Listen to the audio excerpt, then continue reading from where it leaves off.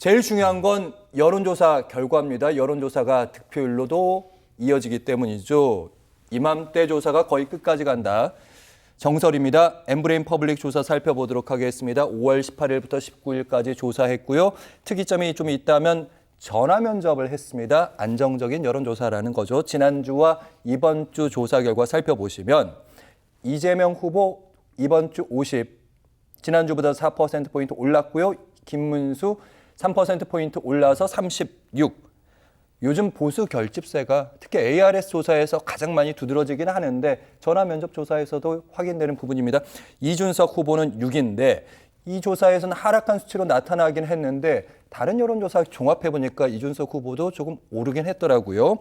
그리고 중도층의 여론조사 상황 살펴보도록 하겠습니다. 중도층만 겨냥해서 봤더니 요즘 보수 결집세 이루어지고 있다. 그래도 김문수 후보에게 좀 좋지 않다는 얘기가 결국 중도층이 여론조사 결정한다는 겁니다. 이재명 61, 김문수 23, 이준석 8. 흔히 보시는 것 중에서 모름 모응답 없다. 7. 정말 많이 줄었습니다. 다음 조사 대선 후보 지역별 지지도 살펴볼 텐데요.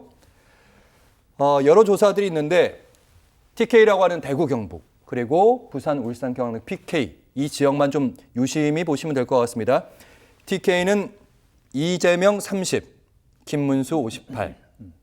이 정도 나타나고 있고요. 그리고 PK라고 불리는 부울경 이재명 43, 김문수 44.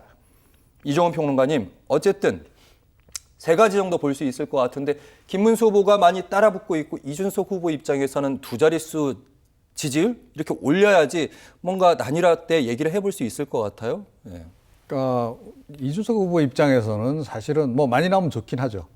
근데 현재만 유지해도 나쁠 게 없는 이제 그런 그 상황이다 이렇게 봐야 됩니다. 워낙 이제 출발점 자체가 2%대에서 이제 시작을 했기 때문에 그래도 이제 많이 올라온 편이다 이렇게 일단 봐야 될 것 같고요. 그리고 이제 목표 지향점이 이번 대선에 승리하면 좋지만 승리하지 않더라도 향후에 보수 정계 개편 과정에서 본인이 이제 그 주도권을 갖겠다는 그런 의미이기 때문에 지금 정도 수치면 그렇게 나쁜 건 아니다 이렇게 좀 생각을 하고요.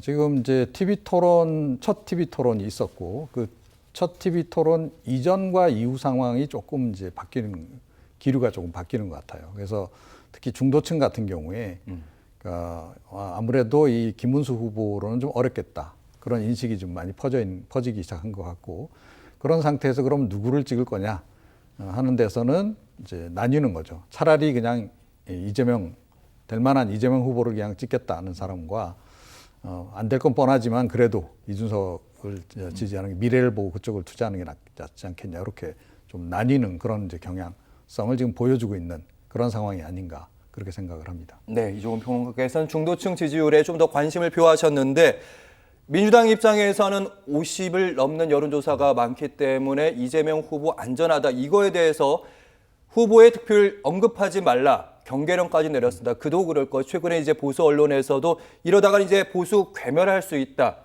위기감을 불러일으키고 있는 측면도 있습니다. 그렇죠. 왜냐하면 이제 그 위기감 불러일으키는 거는 지지층을 결집하는 데 도움을 받기 때문에 그래요. 위기론이 확산이 되면 이러다 큰일 나겠네 이런 생각이 들면 예를 들면 보수정이어도 이재명 후보를 지지하려고 했던 분들이 그래도 우리가 이건 지켜줘야지 이런 생각이 생기게 만드는 거거든요. 그러다 보니까 이제 읍소 전략을 하는 거죠. 읍소 전략하고 이재명 후보도 오늘 그 얘기 하던데 저도 전망컨대 며칠 안에 김문수 후보나 국민의힘 의원들이 또 무릎 꿇고 사과하는 일이 생길 수도 있다고 봅니다. 왜냐하면 이제 막판에 가면 읍소 전략을 할 수밖에 없어요. 이제 더 이상 전략을 쓸 게 없으니까 그런 상황이라고 하면 이제 민주당 입장에서 경계해야 될 것은 너무 도취하거나 자신만만해하거나 몇 퍼센트 이상 이긴다거나 이런 얘기를 하는 것이 자만하게 보일 수 있어요. 그건 또 중도층의 이반을 불러올 수 있는 요소 작용할 수 있습니다. 그래서 이제 원내대표가 그 얘기를 한 거예요. 더 이상 그런 얘기 하지 마라. 절박감으로 한다. 이재명 후보는 끊임없이 절박하게 얘기해요. 한 표가 부족하다. 계속 그렇게 얘기하면서 조금 지고 있다는 생각으로 선거를 해야지 선거운동을 하는데 마치 다 이겨놓은 것처럼 하면 안 된다라고 얘기하면서 아주 절박하게 뛰고 있거든요. 근데 이제 주위에 있는 사람들이 너무 느슨하게 가면 그 자체가 중도층한테는 너무 안일하다.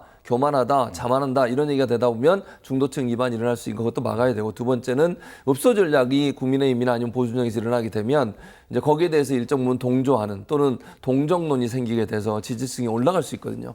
그런 부분들을 경계하는 측면에서 아마 박찬대 원내대표가 지금 권한대행이죠. 대표 권한대행이 그런 말을 한 것으로 보여집니다. 국민의힘의 읍소 전략에 단체로 이제 절을 한다는 등 읍소 전략이 이제 민주당은 어떤 전략으로 나올지 그것도 저희가 관심 있게 지켜보도록 하겠습니다.